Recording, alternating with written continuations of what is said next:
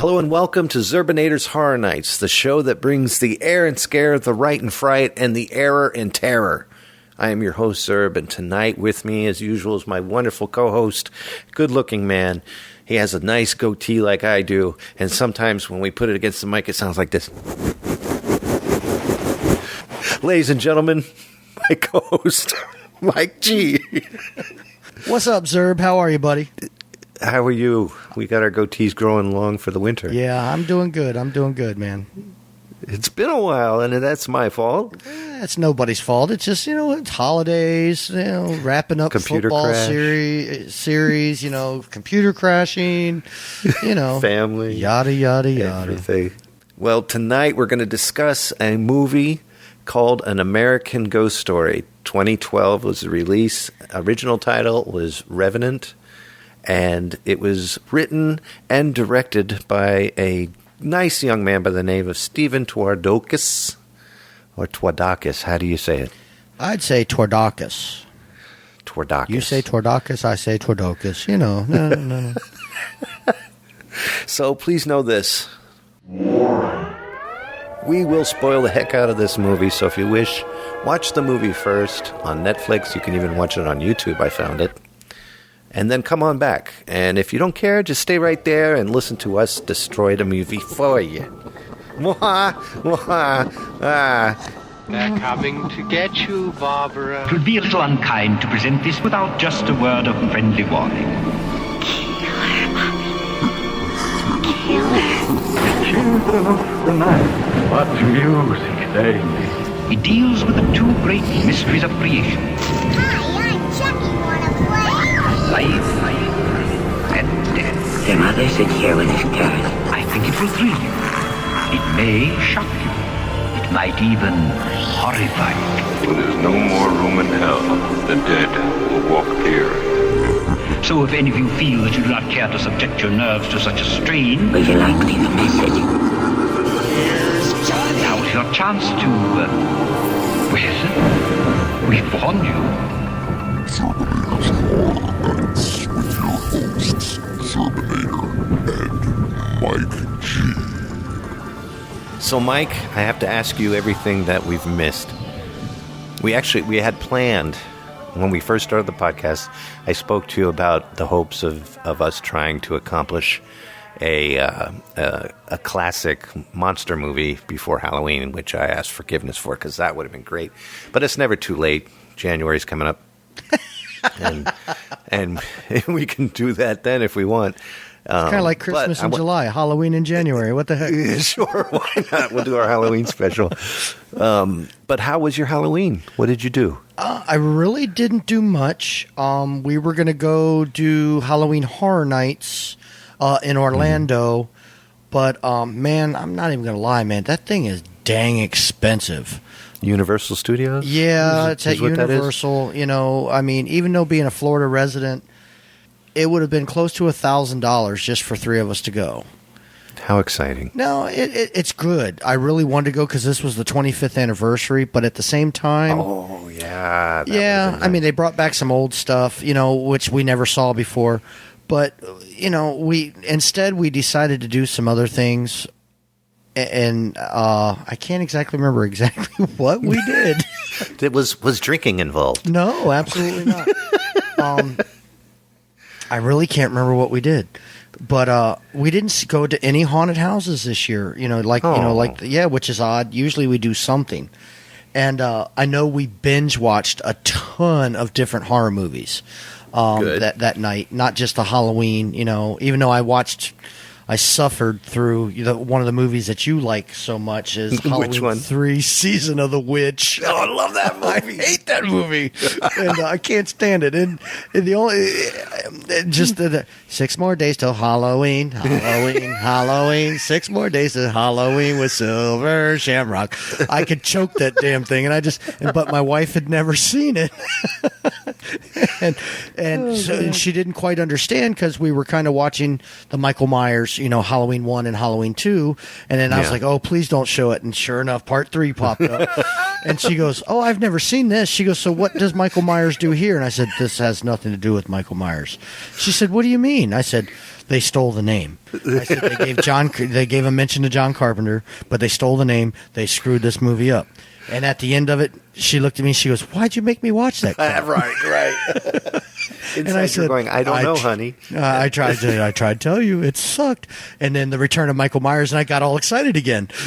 So it was cool. It was really cool. Now, real quick, what'd you think of Halloween H2O when Jamie Lee Curtis comes back in? With Busta Rhymes.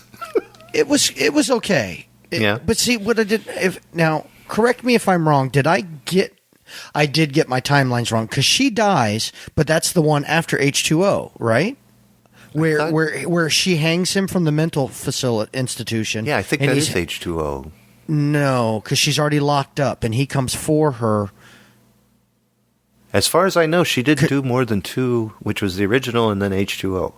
So I think she died in H2O. No. She did the one where she thought she chopped his head off, and it was actually a paramedic driver. Remember, where he was pinned between the ambulance and the log? That's H2O. Okay. That is H2O. So then the one afterwards is when she dies. Okay.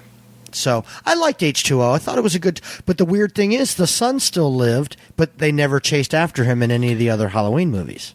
Don't have the nerve to be surprised with the continuity of Halloween movies. What do you mean? They're not going to stick to anything correct with that. It's just they have in the past. Really? Think about it. Well, you had Jamie Lee Curtis, okay? Yeah.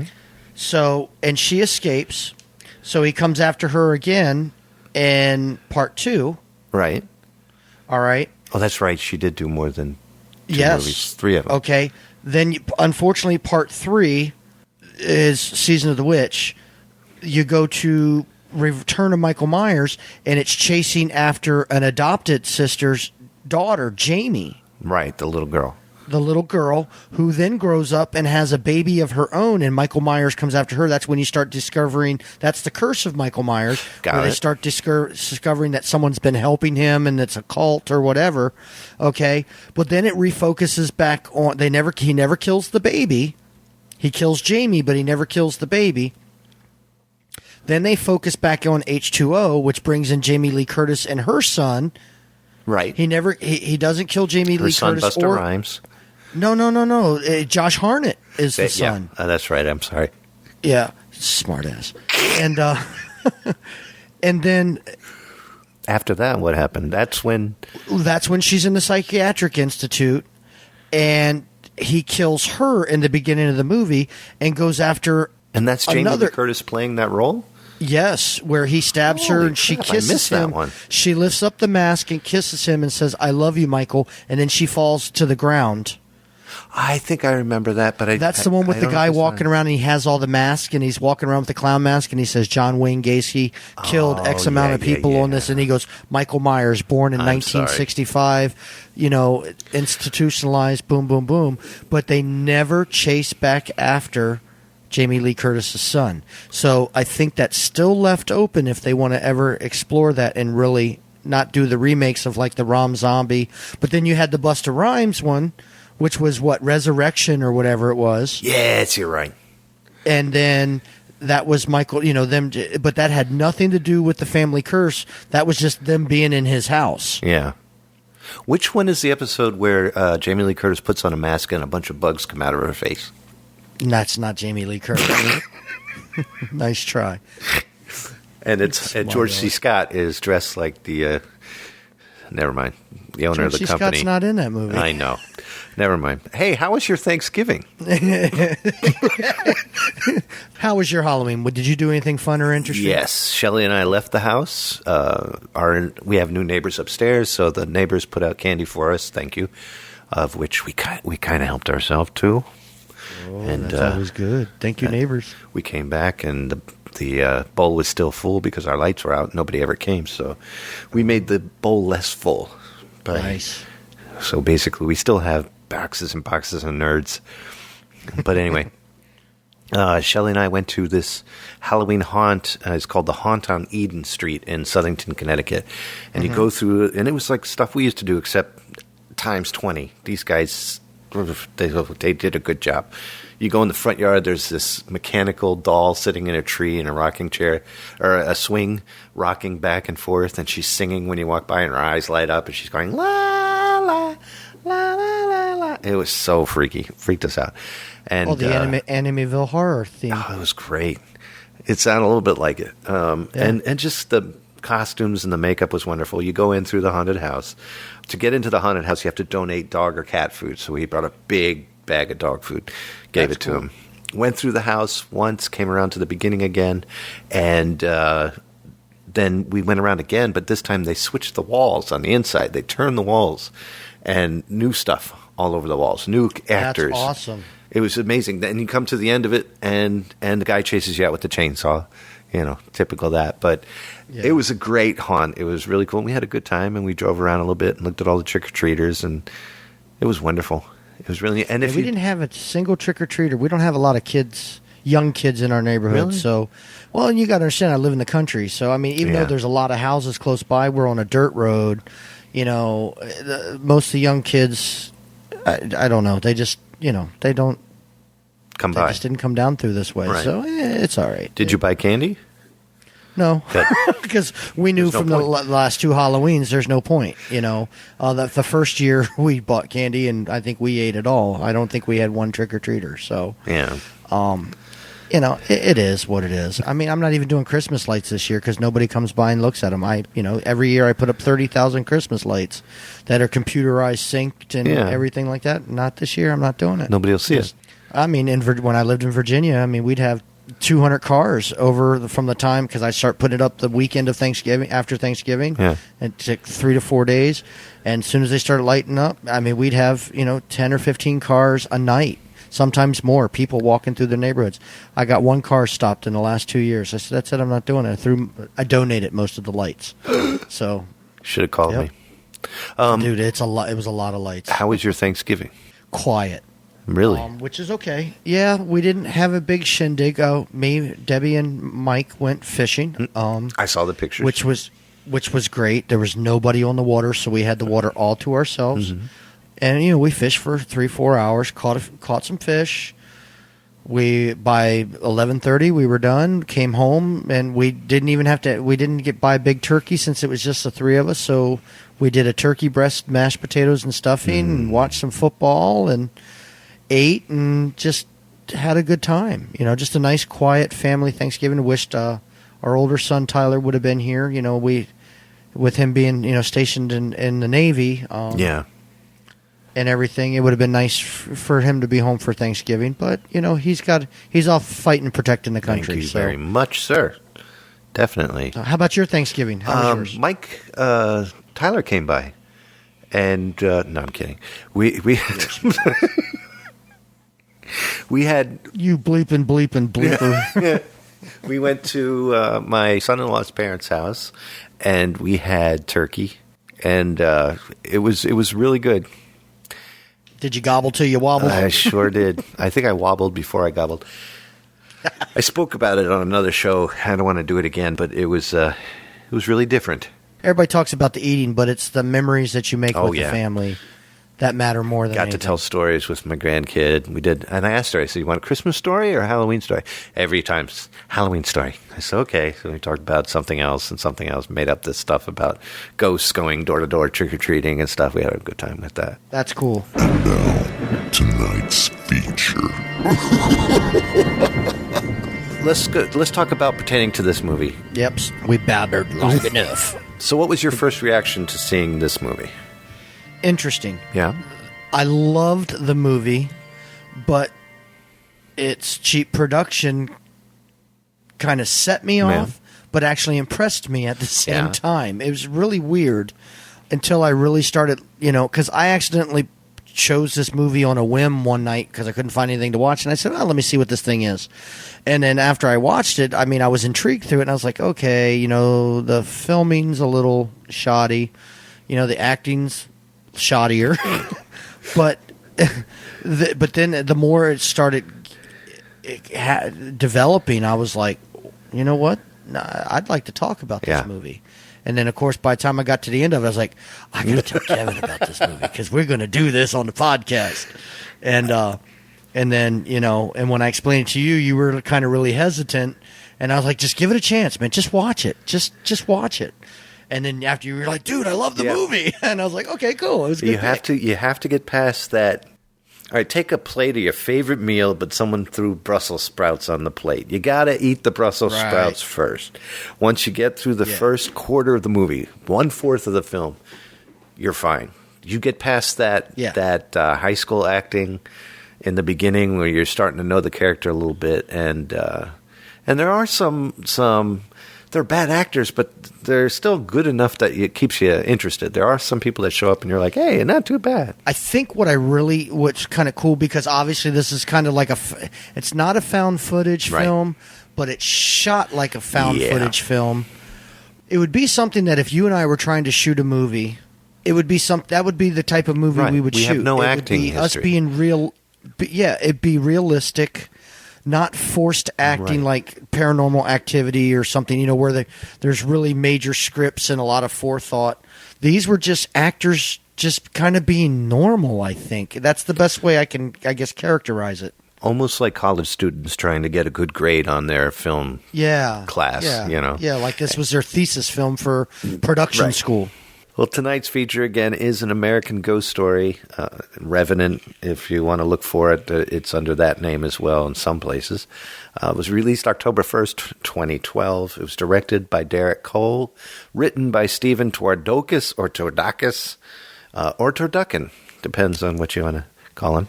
Yep. It stars Stephen Turducken as Paul, Lisa Cope. You said Turducken. I sure did. As Stella, and John Gale as Skip, and a bunch of other people who really didn't do anything after this yet. There was 4 characters in the whole movie. Well, no, 5 characters. But there's a cast listing of a bunch of people, but they weren't mentionable. Yeah, I mean, because you had Paul, the main character. Now, was Stella the girlfriend? I think Stella was the girlfriend. All right, then you had the lady that he had to go to visit. I'm surprised she was a terrible actress, but she was in there. Yeah, she was in there for a good, 25 minutes, twice. She would be the Jim Carrey of the movie, the overactor. Yeah, pretty much. Yeah, there truly. And then you had the previous owner, which was Skip, and then you had the best friend that the only time I ever really heard him address him, he was calling him an a-hole. That's right. So maybe that's what his title name was, a-hole, and they just didn't list it. But the best friend. But 5 characters, really. That's it. Yeah. Well, that's what you get for such a small budget. And now for a quick movie plot summary. Right. All right, so let me drop this movie plot summary on y'all. This is when an employed writer decides to rent and live in a house that's rumored to be haunted. He puts his life and his relationships in grave danger as he obsessively attempts to get the ghost story that will finally make his career. He's a writer, and he wants to write the best ghost story he could ever write, and in doing so, he has to live it first, and that's what he's going through. Yeah, because he's never finished anything ever in his life, and he's determined, no matter at what cost, to finish this story. That's right. That's like me when I'm making a sandwich. It's always half done. The happenings going on in this film.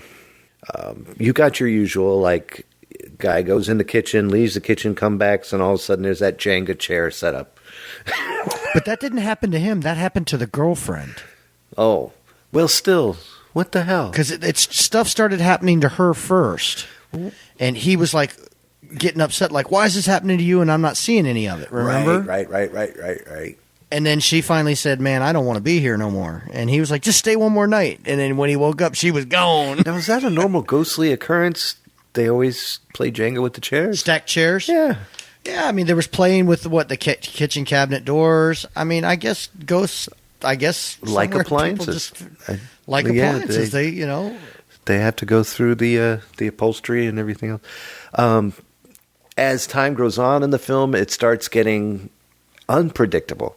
The first couple of events are very predictable. What you think would happen. But then it starts taking a turn, and the writer got creative. Steve Turducken started getting really creative. and took off on making some really incredible things happen that made me jump. I got to admit, I've jumped in movies before. This movie made me jump quite a bit. Yeah. Well said. I got that's a concur, if I ever heard one. Yeah. Well, I was trying to say if I wanted to go into this because really we're kind of ahead of ourselves, but the original title for this was Revenant, meaning a person who has returned, especially supposedly. How's that especially supposedly from the dead? That's like an oxymoron. Especially supposedly. Hey, that's Google's definition. Google is crazy because Google is a highly from paid the dead or supposedly advisor. from the dead. How is it especially supposed? They make more money than me. I copy and paste. I guess. Who's writing this stuff? Google. Google did it. We got to get a better writing production assistant. So basically, if someone is dead, Revenant would be that person. Would that be like in The Sixth Sense? That's Bruce Willis. I think we call them ghosts.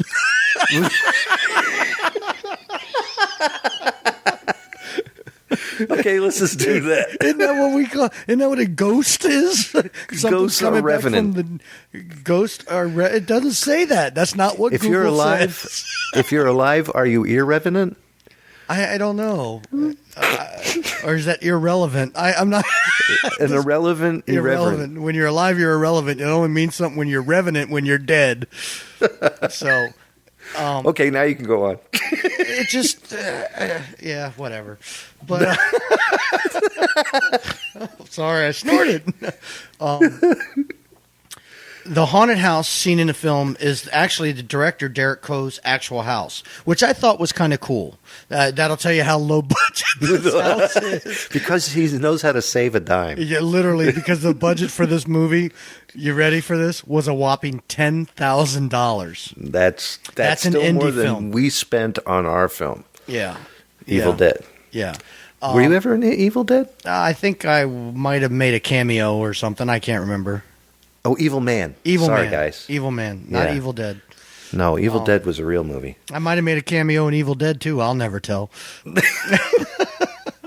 This is the true meaning of an indie film. Rotten Tomatoes gave it a whopping 21%, and let me tell you, I sometimes take issue with Rotten Tomatoes due to the fact that They taste like crap. I'm sorry. it tastes like crap. Number one, but very good. Is that it's such a large conglomerate worldwide of a rating of a movie that not everybody's taste is the same. You know what I'm saying? Yeah. If I had to grade this movie on 1 to 10, honestly, I'd put this at a strong 7.5 for Really? me, for my taste. Really? Wow. And the reason being is the creativity of the movie. Yeah. The simplicity. Very simplistic movie, but very creative too. This movie is so small that we were not able to discover how much money the movie has grossed. Yeah. So, but it does have a licensing through Netflix, so they've probably made a pretty good little flick, or good little chunk of change. Chip a chunk of change. It's a new cookie by Keebler. But the movie came out in February on DVD. I don't know if it came out on Blu-ray or not, but I would think from sales, and I see it in the bins at Walmart. In the dollar bin. Well, in the $5 bin for DVDs or the $3.99 things, and people pick it up, and I've seen people pick it up and walk away with it. So, and I know it's a modern day B movie. Yeah, I'm not going to hide from that or try to. I'm not, as they say, I'm not going to try to polish a turd. But it's not a. It's not a turd. It's not a turd. It's not the greatest movie. Obviously, it didn't have a big budget. But again, what this guy did was fantastic. Yeah, you won't be bored with this. That's the one thing. You might be in the beginning. Get past the first Brussels half sprout. hour. The setup is really the build is really bad. Yeah. It really is. But from that point on, you're not going to be bored, and especially if this is a holiday season like Halloween, or you're you're going to have hot dog and chips night or something like that. This is a perfect movie for that. This is a perfect movie for everybody to get together and make fun of up until that one quarter's gone, and then I guarantee everybody's going to shut up and watch the rest of it. Look, guys, if you guys have that significant other, or ladies have that significant other that's not really big on horror movies, this is actually the perfect movie to watch with them. Yeah. Because it's not going to give them nightmares, but it's going to make them, there's certain portions in the film that's going to make them jump just enough to go, ooh, that really scared me a little bit, but not make them freak out where they go running out of the room or I hate you and that's the end of your relationship. Right. This is that type of movie. I can appreciate that because you don't get many of those because everybody tries so hard just to scare the pants off of somebody that they miss the mark by a mile. Yeah, and this is done very well. If you want to polish the turd in your life that matters to you, this is the way to do it. This is the way to buff that turd to a nice shine, and I'm sure you'll enjoy it. So this film, this is what I liked about the film. Okay, you got this guy who is never complete. He's a loser. I'm going to put it. He's never completed anything in his life, and he's got this girlfriend that's seems to be very supportive to him, and he's talked her into renting this house with him for the first time they're living together, trying to become a serious couple. That supposedly the house is haunted, right? Or had some suspicious activity. So that's the leading up basically to the film, and the girlfriend starts having some experiences: chairs stacking on top of each other, cabinets opening, lights flickering. The normal. You go, oh yeah, okay, I see the film quality. This is gonna be one of those films. The usual go-tos. Well, she gets a visit from a spirit, and it freaks her out to the point where she says, I'm out of here, I'm leaving. The boyfriend, Paul, says, please stay one more, just give me 24 hours, see how things go. Mm-hmm. She finally agrees with a bunch of begging and pleading, and when he wakes up, she's already gone. He calls her, and she says, look, you either leave the house so we can be together, or I'm done. And he chooses the house over the relationship. Mm-hmm. So he gets a little bit back information, and this is the part, remember, where he goes to visit the previous tenant. Yes. The crazy lady. Yeah, the kooky duke. Yeah, and he's like, please, I lived in the house that you were in before. Let me, give me some information. Did you have any experiences? And she's like, you'll just make fun of me. And he's like, he goes, no, because I believe you, because I am starting to have some experiences. And if you notice, she is a wreck. She hasn't slept since she lived in that house. She's smoking continually, if I remember correctly. And coffee drinking. Coffee drinking like nuts. And she didn't want to have anything to do with him at first. She said, she opened the door and she's like, what do you want? And he's like, I got it in the bed and I live in the house with the Jenga chairs and the polished turd. And what do I do? And then she slams the door in his face. Did my ex-husband send you? Remember that was one, and then slams the door. And so finally she sits and talks with him. In fact, I think she invited him back. Didn't she call him? She finally called him. Yes, he left a business card and she finally called him, and he came back and she explained the story of what happened to her, how things started happening at first. Nobody believed her to the point where it drove her crazy. She lost the husband, had her basically committed. Yeah. She lost her children. They're divorced. And as he's starting to realize that, she's a little off kilter, as he goes to leave, she flops to the floor and grabs his ankles going, if you don't get out of that house, you're going to die. And that's when the really good acting starts up again. Actually, it does. That's when the movie really turns. And he goes back and he talked to the guy that actually owns the property, or his parents own the property, and he was renting it, who lives behind him. And that was Skip. And when he's asking Skip, Skip's like, where's my rent money? He's like, oh, here, come on inside. You could tell Skip didn't want to walk in the house. I hate that name, Skip. I know. Skip, my darling. But that's every time I hear someone named Skip, that's what I think. Good thing his name's not Frolic. All right, go ahead. I'm sorry. Yeah. And so that's when he said, hey, look, Skip, do you remember anything happening to this house? Did your parents say anything, about this? And Skip has that look like, I know plenty of stuff, but I'm not saying a word. No, the house is perfectly fine. Why? Are you having experiences? Oh, no, I don't. And that's when Paul decides to try the worst thing to anger a ghost, and that's by intimidation. If you're here, show me something. Make my nose That's itch. The usual. I know you're fake, this, that, or the other. That's when the movie really gets good. And it's really the last 25, 30 minutes of the movie. That's right. And it seems that most ghosts will harbor some kind of grudge when you piss them off. They get very, first of all, they're upset because they're not living anymore, so they can't enjoy the things that we enjoy. So, of course, you mocking them doesn't help. They're already in a bad mood. They're not, they got to watch what you watch on TV. They can't. All right, go ahead. But on some of the backstories that he found out that it was a husband and a wife and a kid, and the husband killed the wife and the child and then killed himself in that house. So the next thing you know, the guy, Paul, falls asleep, and all of a sudden you start seeing the bed sheets next to him raise with like a body silhouette, which I thought was really cool because you kind of see because you kind of see the sheet pull away and you actually see the body sliding in and everything. And he kind of opens his eyes and he like rolls over there and he sees it and just as he goes to touch the shoulder, it twitches, and I thought that was a great touch, and the music and the sound effects that go with it. That I jumped on that. That was a good jump moment. And so then he jumps out of bed and the silhouette's still there and he rips the sheets off and then there's nothing there. And then the next thing you know, the sheets on the floor and the little child steps up, remember? Right. And you go, holy smokes, man, what is this? And then he's, and they're not really doing anything. He kind of flips out.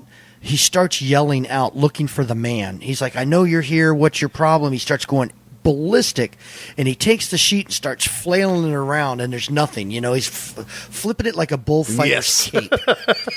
And then all of a sudden it drapes over the silhouette and you can tell it's the man. And I'm going, oh my God, he's going to get his butt kicked. It's coming. Because you kind of expect that the silhouette's finally going to show up. But then it's like after he does it 5 or 6 times, you're like, well, I guess nothing. Oh my God, there it is. And then all of a sudden the dude, Paul, freaks out and he falls into the hallway and he starts running because he's like petrified because this dude, the sheet is now chasing him. And all of a sudden it grabs him by his ankle and drags him back and takes the flashlight and runs it into the master bathroom. And all you see is under the door, the light spinning and turning on and off. And he's going, what in the heck is this? Another cool effect, by the way. Yeah. Very, very effective, very basic. And basically what happens is the dude gets so freaked out, the ghost keeps attacking him. And the next thing you know, it cuts scene, and the next scene, he's moved out of the house, and he's unpacking boxes. Somehow, some way, a sheet got into the box, the same sheet, and as he turns his back, you see the silhouette stand up out of the box. I thought that was a great ending to the film. It was a perfect ending, because most of the time, you don't get those from other scary flicks or, I call them boo flicks because they want to make you go boo and make you jump. It was a neat effect done properly. In the back of my mind, I'm thinking it was something with a reverse, like the sheet was over a guy, and then they pull the sheet off of him, and then they just play that backwards. It's kind of like when we used to record music and we wanted to do something different. We'd do a guitar solo, record it backwards, flip the tape when we put it in the right direction, and everybody's like, man, that's a really cool effect. What did you do? Well, we took a lesson from C.C. DeVille and played our solos backwards. That's right. That's what we did. This movie did not lend to much in the way of computer effects at all. I don't think there was hardly any at all. I mean, it was a really basic film as far as production wise. It is a 1080 film, which is good. It's HD. But the thing is I think that the budget that they used must have been used on those cameras. lighting and things like that. I don't even think there was much lighting because there's certain angles and you're looking like, man, you can't see definitions of certain size of the faces. Like the lamp, the table lamp is all they had. Or there's some guy with a big thing of tinfoil going, is it reflecting right? If you pan to the left, you'll see a man with wires. That's what makes this movie so unique, though. It was so cheaply done, but it was so creative towards the end that I don't care that it's a cheaply done movie. Right, exactly. And that's what made it worthwhile watching. And that's why I give it the 7.5. It's not because the storyline's the best. It's because of the creativity, the sheer chutzpah of the film. Yeah, that's it, the chutzpah. And thank you, because I was stuck again. And I really liked it. And, this was, it was a good watch. It was a good watch. Yeah. Well, I agree with you 100%. And now for the films that had followed the original. I have a question for you, which I don't know if I should ask. Go for it. Will or should there even be a sequel? They definitely left it open to where they could make a sequel. Because he didn't die. Because the ghost obviously followed Paul. Yeah. Now, I think, will they make a sequel is going to be based on how much money they made off the first. Honestly. Exactly. I think it's going to be that type of... Now, they made $300. Yeah, no joke. So... Well, if you figure, I don't know what a licensing costs through Netflix. They might have had to pay Netflix to put it on there. I don't know.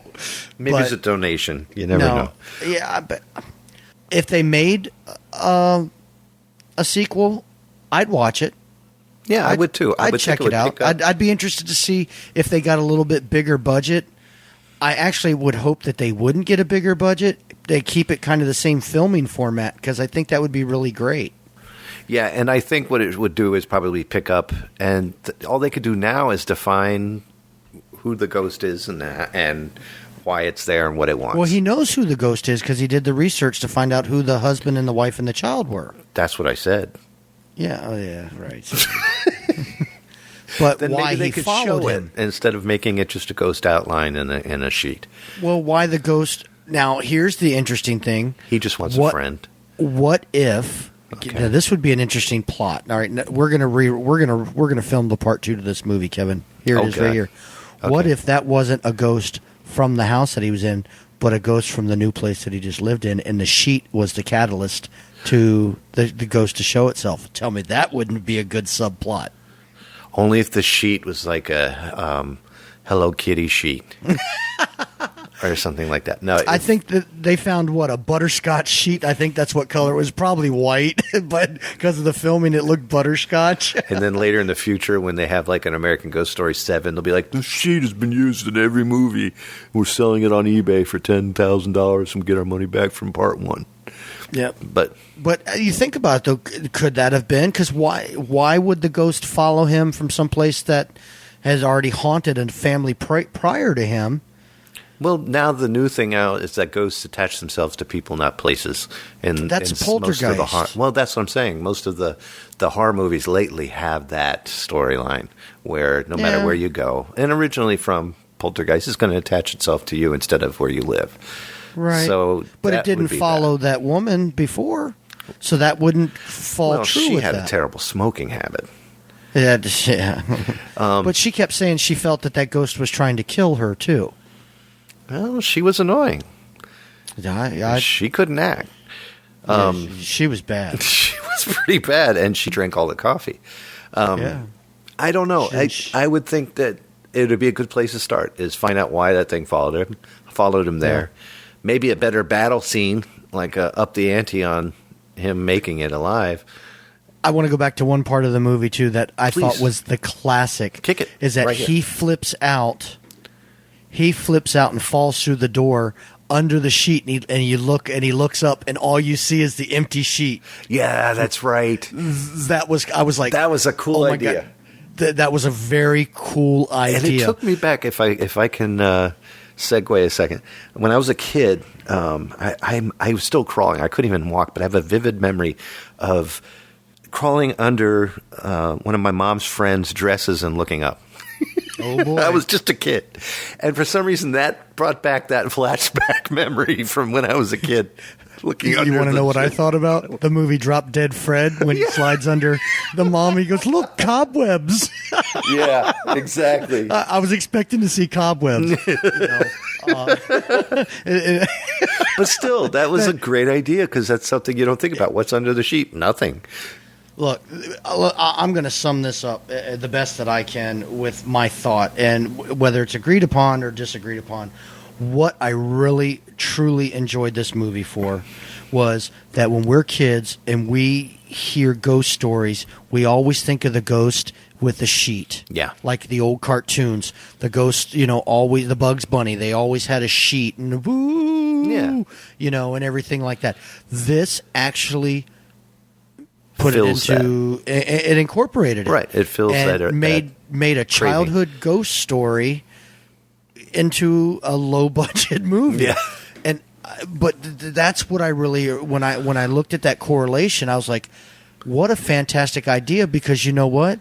Nobody else has done that except in the original Halloween movie when Michael Myers has the sheet over him. But he's not a ghost in that. Obviously, this was a true ghost with a sheet, which was kind of cool. I agree. It fills that void. It's almost Charles Schultz-ish with Charlie Brown dressed up in his ghost outfit. Right. With That's what I kept Snoopy thinking under the sheet. Yep. Yeah. It was a great movie. So we both highly suggest you watch it. I'm famous Please for saying do. highly suggesting. It's time to go. Time for final comments. Unless you have I something want else. to ask our listeners, though. I do want to ask our listeners. This is something that I've noticed that hasn't been happening, at least on my end, when I'm reposting this on Facebook, is we haven't gotten any feedback whether you agree with our picks or our synopsis of the movie or our review of the movie. So I'm going to challenge any listener, the first listener that responds with an honest to goodness, legitimate response to our post, I'll send them a free gift. I'm not going to tell them what it is, but it'll be something nice. Mm-hmm. Okay, it'll be a movie. And then on our next podcast, we'll announce that winner. They'll have already had the movie by then, but I think that's something I'd like to add to the show. Thank you. And I'm going to, we didn't talk about this, but we want to hear your feedback. Yeah, we get the likes. We see how many views. We're hoping you guys are sharing the heck out of it. We hope you guys are enjoying the podcast. Definitely. Say something nice about the podcast, whether give us, if you think we're too fun, not funny enough, too funny, not serious enough, whatever, that's fine too. But we'd like to know if our listeners are actually going out and watching some of these movies and get their general, and we're going to be able to tell whether it's a legit response or just someone going, "Hey," or "Yeah, I liked it." Give us some substance, and I'll contact you, or if it's one of your friends, Kevin, I'll have you contact him, get an address, and I'll send him a nice DVD. But I'm just not going to tell him. Mike also has boats, cars, and motorcycles. Hey, no, it ain't like that. Oh. DVD's just fine. Fishing poles. No. That's very nice of you. Yeah, I just want to see. I mean, I think it would be good. And I will. You know what I'll do? I'll even sign it. Oh, you get the Zerb's autograph. You'll get my autograph on that DVD. If it's something that Mike can't ship to me first, he'll forge my signature. Yeah, there you go. Thank you, though, very much. No, I think that's that'd be awesome. cool. I think that I'd like to see. I want to challenge the listeners a little bit. That'd be sweet. I appreciate that very That's much. not sweet. I just want to see if we get the people to respond to us. Sitting there with a dusty DVD in your hand. No, it'll be a brand new DVD. It might be a classic. I'm not saying like 1950s classic, but it might be.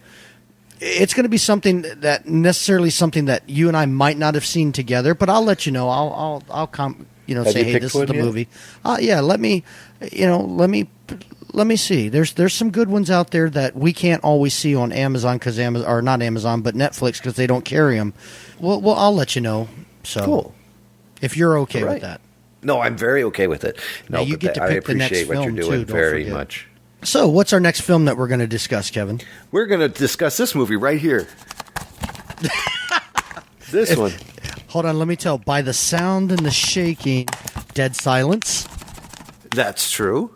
Dead silence. It's Dead silence. This is a movie that the tagline for this movie is "You scream, you die." Isn't that great? Dead Silence is a movie that was directed by James Wan. I'm on a James Wan kick because I'm excited about the next Conjuring movie. Isn't he also directing the new Fast and Furious up in New York? Yes, he did. Or he is. No, they're filming a new one right now. I thought he did 7. Yeah, but I think he's filming part 8 right now. Oh, good. In New I York. wish he would hurry up and do the Conjuring. I want to think see They're just waiting for a release date because they're not going to release it during Star Wars. So Yeah, that'd be a waste of time. nobody's going to make any money That's going to be a waste of that time. weekend. I was thinking a great horror film we could watch was Steel Magnolias. You know what? That movie makes me laugh. Oh, that's Olympia terrible. Dukakis- She died of cancer. No, it wasn't cancer. It was renal failure. Okay, That's you got not me the laughing. movie that's not the part that makes me laugh. The part between Shirley MacLaine and Olympia Dukakis. Yeah. And then when the little boy smacks her and she goes, "That's it, beat her, smack her, Jack, smack her." She did good in that. She did. That was just like it's a girl flick. Okay, I get it. But, It's fun to watch. it is fun to watch. We won't leave this in No, we won't leave this in. because people like, think that's in what the- they're going to win. That's what you should Here's your horror movie. Steel Magnolia. That would be funny. I can hear now, Mike, you SOB. Exactly. I'm never listening to this show ever again. You guys suck. Contact me at zerbinator.tron@zerbinatorland. Yeah, exactly. Wow. So yeah, our next film will be Dead Silence. Cool. And that'll be a fun one to do. Again, we'll be discussing James Wan, and he is now my favorite horror director, next to Sam Raimi. Ashton, the Evil Dead series that just came out. Can't wait for that to hit. Have you been watching any of it? I can. It's on Starz Network. You can only see the first one on Roku on the Starz channel, and the rest of them you have to pay. I wonder if I can see it on Amazon Prime. I don't know if you can get it on there or not. I don't know. Give it a Sometimes you shot. get those streaming shows. They don't have it on Netflix. I know that. No, they won't have it on there. So what I plan to do, of course, is buy the Blu-ray when it comes out. No, I'm definitely because I don't have Stars either. We don't have any of the movie channels. Yeah. They just so expensive, man. It is so expensive. But they have such free reign. Sam Raimi had free reign to do whatever he wanted on Right. Starz. HBO wouldn't allow that. Showtime wouldn't allow it when they sold it to them. Starz was the only one that said, yeah, do what you want. It was funny because this past weekend, Thanksgiving weekend, they had a free preview of HBO, Stars, and Cinemax. Oh, man. And I scoured and scoured and scoured and scoured, and they had no replays of it. I was course. so bummed. I was like, Well, that's because they called him up and said, listen, we're doing our free replays. We can make sure you take all that stuff off. Yeah, but I saw Jupiter Ascending with not Mila Jovovich, the chick from that 70s show that's married to Ashton Kutcher. Oh, Mila Kunis. Yeah, she was in it. That was an interesting movie. I saw a couple others that I'd never seen before that were pretty good. And I was like, wow, you guys are actually showing some decent movies on free, That's free pretty stuff. cool. But because I'm running out of horror movies. Yeah, I know. I really hope some am. good ones I come really out am. soon. That's it. Well, we got Krampus coming out. That Oh, looks interesting. Krampus. Michael Dougherty, the guy who did Trick or Treat, R, with the R in the middle. Is that the one with the boy with the pumpkin head? Yep, That Sam Trick or and- Treat? Yep. Yeah, because the other Trick or Treat's the one with Ozzy Osbourne, with the rock and roll movie, With Skippy. which was great. Yeah, with Skip. That was great though. Gene Simmons was in it, Ozzy Osbourne, and you had all the musical tracks done by the band Fastway. That's which was right. an incredible band. I have that album actually, literally on vinyl. Sam Kerr. Sam Kerr. So that was an interesting it was kind of like We'll have to hit the that Halloween one. 3 Season of the Witch. Well, it was better. It was better. Although I do like Halloween 3. But I think if I had to choose between that and Trick or Treat, I'd probably pick Trick or Treat. I just don't understand why the guy was trying to annihilate all the kids. He was a demon. No, he wasn't a demon. At the end, he was supposed to be the devil. No, he wasn't the devil. That's why they stole the stone from Stonehenge. Oh, because they were trying to conjure Boy, a demon. I suck at this stuff.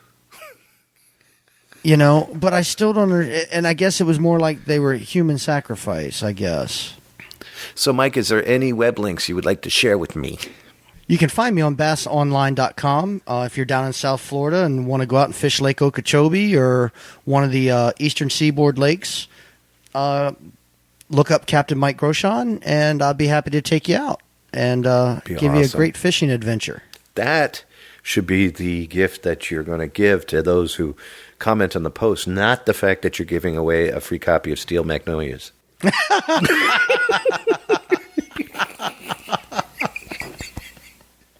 Oh, that's funny. That was good all the way around.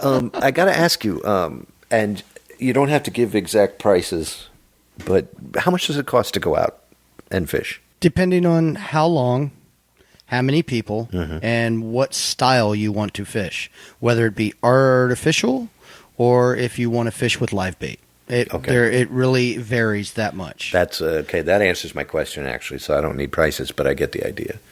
Yeah, so. It just depending on, if it's because, we can do a 4-hour trip or we can do a 6-hour trip or we can do an 8-hour trip. Wow. That's basically, yeah. Have you done many of the 8-hour ones? Well, yes. No. I've done 4 and 6. Yeah. But starting in January, that's pretty much all I'm doing is 8-hour trips because, everybody's coming down because it's cold. And so that's like your summer season. It basically the fishing is phenomenal. This is the best time of year to fish. Wow. Really starting in January. It's just incredible, and it'll go all the way till June. So fish go south for the winter. They end up down in your pretty lakes. Much. Yeah. Because mine are all gone. They drained my lake. So. I've got them. I'll take pictures of them for you. We got Connecticut This is how we spend our winter. Come on down.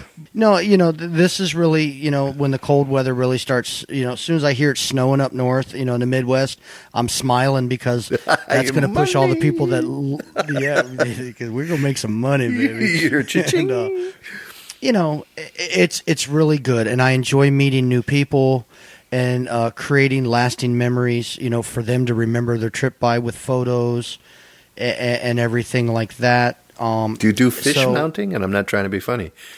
I do not. It took you a minute. That delayed reaction was wonderful. No, I was trying to hold the laugh in. I was like, oh, you son of a gun, you got me now. You ever mount a fish down there, Mike? That's what I'm wondering. Mounted a fish. Only on days that end in Y. Do you do that, though? You take the bass and dry it out? No. You can edit out all the laughing, but no, basically how it used to be with creating a fish mount was you actually had to keep the fish, right. And they actually used the real skin and all that whole process of taxidermy. Nowadays, because we've become more conscientious of nature and everything, that now we just measure the fish, of the length and the girth of the fish, and take several pictures to show the color and everything like that. And we can submit that to the taxidermist, and they can create a fish mold from that. Wow. See, that's how my wife met me. Because you're a fish mold? Well, no, they measured the length and the girth of your head. And wait, that didn't come out right either. Oh boy, you edit that. So my web links will be introduced by my wife at the end of the show. But I want to tell you, I'm going to end the show tonight with a song called "Ghost in the Graveyard" by a band called the Scattergoods, which I don't think exists anymore. The only place I found them was on Facebook.com/the Scattergoods. So they're literally a ghost in the graveyard. Yeah, they're ghosts in the graveyard, and they scattered. It's a dude and I think his girlfriend. But they recorded an incredible song, and I really like this song. I've had it for a while, and I found it again at noisetrade.com, and I was like, perfect choice for tonight's show. So these guys are independent musicians, and last time I heard from them, it was 2013. So I'm glad that I was able to find these guys again and this particular song. Perfect place to put it. So next time we get together, Mike, yeah, we're going to be dead silent. Thanks for listening, everybody. And Thank you. Remember, pass us along, share us out there, get more listeners, and love to hear some of your comments and what you think about the show, about hopefully you are actually going out and watching some of these movies. And we just appreciate it. So thank you very much. The gift of the movie that you're giving, can they discuss this movie that we just talked about? Or I'd like to do it starting with this, not a previous, because, this is something that I figure we'll start right here with this. Okay, so watch an American Ghost Story and then tell us what you think. Yeah, watch an American Ghost Story. Let us know if you agree with what we talked about, what's your thoughts, your feelings, how you like the podcast, and I'll pick out something cool. And it won't be a used movie or anything like that. It'll be a brand new, it might be an older brand new movie, DVD or something. So a brand new copy of My Fair Lady from Mike Rochon to you. Yeah, and we'll get your address and I'll get it shipped out to you. Thank you for doing that, Mike. I appreciate it. Yeah, no problem. I want to hear from the listeners. Yeah, me too. It would be nice. Thank you, Mike, so much. And until next time, this is Mike saying, good night, all. I'm not who I used to be. A young man full of verve and vigor. I let heartbreak kill my dreams. I lacked the nerve to lift a finger. I feared a disapproving brow and shadows moving through the crowd.